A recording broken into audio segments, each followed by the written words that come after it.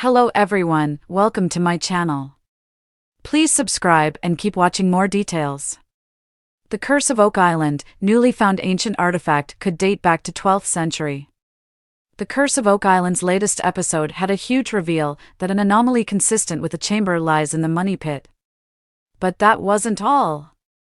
It also emerged that a newly found ancient artifact could date back as far as the 12th century, with possible Templar connections. The day dawns with great expectations as construction on the cofferdam at Smith's Cove finally commences. Irving Equipment Limited is using a hydraulic hammer to drive deep into the ground in an effort to wall off the ocean water from the shoreline. Such a drainage pit of epic proportions is needed so that the treasure hunting team headed by Rick and Marty Lagina can discover what, if anything, of value has been hiding below the ocean's depths. Prior, similar work has resulted in flooding, but in a mere 3 weeks' time the team is hopeful that they will be trotting on dry land and pocketing valuable artifacts. As the cove work continues, members of the team including Marty, Dave Blankenship and Craig Tester travel west to Calgary. They're headed to the Eagle Canada headquarters to look at the seismic results the geophysical exploration company has ready from prior dynamiting on the island. Barely inside the massive headquarters conference room, the team is told that exciting news awaits. Colorful charts reveal that an underground chamber is the first anomaly.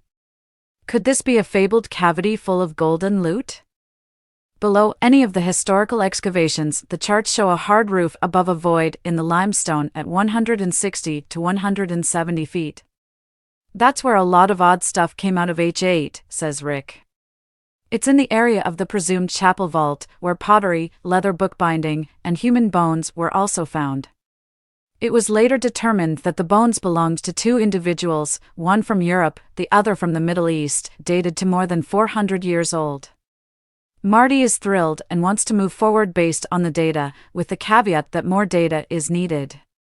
Meanwhile, Jack Begley, Gary Drayton, and Mike West, a local geophysicist and metal detector, search for artifacts on Lot 26. Mike uses an EM61 device, which, unlike conventional metal detectors capable of sensing metal objects 1 to 3 feet below the earth, can detect objects to a depth of 20 feet. The cutting-edge device is also equipped with a GPS to locate even deeper, promising dig areas. Mike's device starts dinging and Jack starts in with his shovel, uncovering something that excites Gary, who exclaims, "That's an oldie, that's a 1700 spike." Could the rusty, roughly foot-long metal spike possibly be from a fishing wharf used by pirate Captain James Anderson, the former owner of Lot 26? But that's not all they dig up. A second potentially important artifact is uncovered, a rusty, crusty old hook that Gary speculates could have been used to unload cargo from ships. At the end of a long day, Marty meets team members in the war room to show off the maps of the exciting seismic data that reveal underground anomalies. The task at hand is picking locations for further exploration via core holes.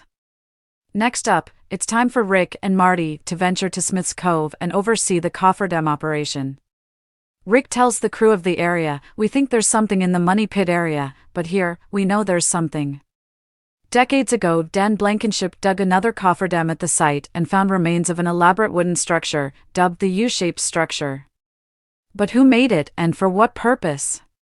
There's never a lull in the action on Oak Island, and later that day Rick and other team members gather at the Oak Island Visitor Center to meet with a drilling company that specializes in a boring method which uses vibrations to create a high-frequency sound to pulverize objects. Over at the seismic site, the first hole is dug at a spot called D6 with hopes of eventually finding 100-foot deep tunnels and a chamber at 170 feet. At depths of 93 feet and 96 feet, the drill bit brings up bits of horizontal wood, possibly the top of a tunnel. But from what period? Is it from a searcher tunnel or an original underground structure? What is known is that the area represents an anomaly detected by the seismic data. But does the chapel vault lay waiting to be found? Going back to Lot 26, the metal detecting trio dig up another promising find. "What is it?" cries Jack, before adding, "Oh shoot, unbelievable." Gary knows what it is, a bleeding bow. He adds that the crossbow bolt could be Templar old, which leaves Jack aghast. Such implements were used prior to the 16th century. Could this weaponry provide evidence of Templars on the island hundreds of years ago? Gary thinks so, claiming that such a pointy metal rod was used to pierce chainmail. When they show Rick, he adds that if the find is indeed authentic, it could be 12th or 13th century. It's been an exciting few days on the island, and the team is closer than ever to solving a centuries-old mystery. What will next week's action uncover on Oak Island? Be sure to tune in and find out.